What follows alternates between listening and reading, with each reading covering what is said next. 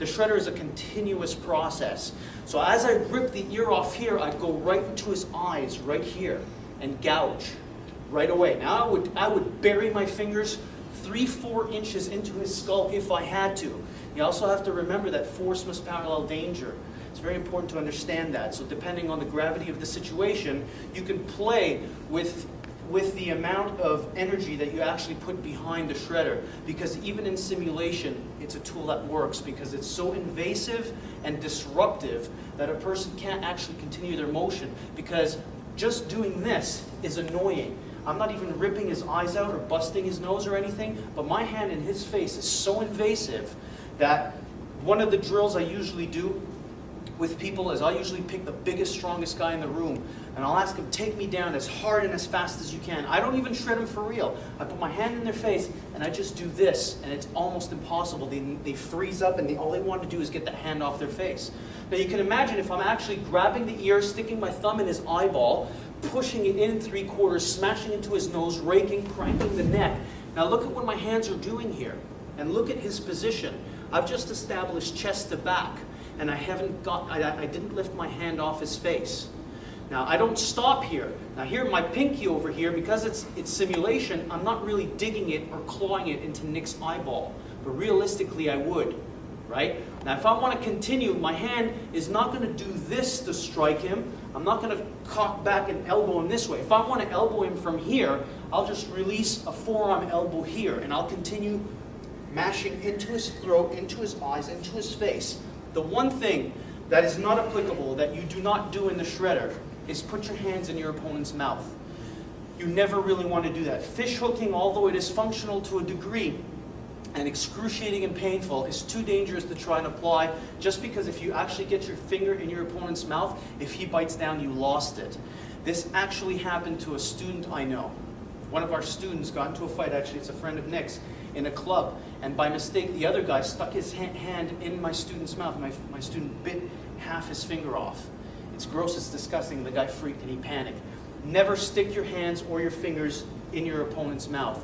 Travel across the face as you're creating damage, and as you're doing this, now footwork comes into play, biomechanics come into play, into twisting and pulling and ripping and tearing and striking, but you never ever disconnect. Now we were talking and explaining about the quarter beat.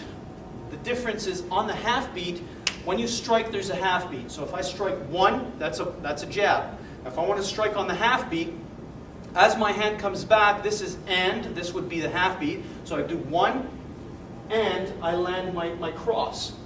That's a half beat. The thing about the half beat, although it's a great concept, it still offers your partner or your opponent the ability to reflexively defend themselves. Meaning not so much strike back, but just getting their hands up and flinching or ducking or moving or just any type of spontaneous attempt at getting away will cause the half-beat strikes to miss. Meaning if I go 1 and I land, let's say I land it and I go boom. Now on my half-beat here, he's going to flinch, his hands come up. So if his hands come up, I just missed, right? You can actually look at that from a more familiar perspective. For those of you who train in combat systems, if you go down on the ground for a second, Nick, let's say I'm going to mount you, right? Okay, so let's say I'm mounted on Nick, right? Now you've got the very familiar ground and pound.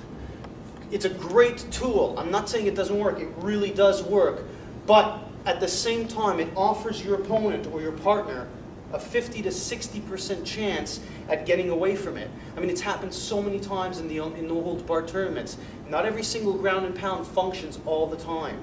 Now, if this was a ground and pound, if I'm cocking up and I'm landing my fists here, and let's say I'm hitting him, what he's doing is if I'm hitting on the half beat, meaning as I retract this fist, the other one comes down on the half beat. His hands come up, they flinch. His head turns away. So now his hands are up, so if I'm actually landing here, I might be landing 30–40% of my shots, right? And at the same time I'm doing this, what I might be doing is also smashing my knuckles onto the top of his head, possibly, okay? Because he's lifting his head, and if he's protecting himself, I might bust my hand. I might not. I don't know. It's a chance that in real life you don't want to take. If I had the choice, if somebody told me, hey, here's a tool where even 30% of the time. Here's a tool that 30% of the time, if you use it, you might break your knuckles in your hand. Here's a tool that if you use it 100% of the time, you'll never hurt your hands. Which one would you logically pick or take? It's just a matter of logic, you know, taking over. So I'm not going to pick the tool that actually might bust my hands. So if I'm doing this, what happens is that the fight or flight syndrome kicks in. Reflexively speaking, what Nick is doing is he's not cognitively now processing, oh shit, punches are coming, parry this one to the left, bypass. It's almost impossible. It's way too fast. If somebody's raining punches on you, he's not thinking now. He's just instinctively trying to protect himself. That's it, that's all. There's no thought process. Okay? But his hands coming up offers me maybe 50% success rate with landing my shots. I might be thinking, yeah, well, 50% is pretty good because if I land 2 or 3, well, they're going to be pretty solid. Yes, that's correct also. I'm not saying this is no good. I'm not saying this doesn't have its place. All I'm saying is that the shredder bypasses all of that. And it guarantees your success rate at landing every single one of your tools or strikes, if you will. So if I'm here, rather than going ground and pound, if my hands actually travel into his face like so, now I lock onto his face. Now all I'm going to do from here is let's say I dig my thumbs into his eyes, or I rip into his ears. Okay? Now, what I want to do from here is strike him again. The half beat says up and nail him. Now you see his reflexive response. He's already started moving, right? But the quarter beat says I'm going to slide my thumb into his eyes. Okay? Now Nick, don't let me do my next move. Okay? Don't let me, whatever I'm going to do. Okay. Then I'm going to decide to palm strike him. Did you stop me? No. Now I'm going to rip into his face and rake across. Did you stop me? Now I'm going to grab his hair here and hammer his head on the floor and go wham, 1 time. Now what I'm going to do is I'm going to palm him again, 1 time here. Now I'm going to rake again. Now I'm going to palm again, I'm going to hit, and I'm going to elbow, and I'm going to just keep tearing away at this shit, okay? And I don't stop. Are you okay? Yeah. Now this is, I mean, I'm not really hitting him here. How do you feel? It's horrible.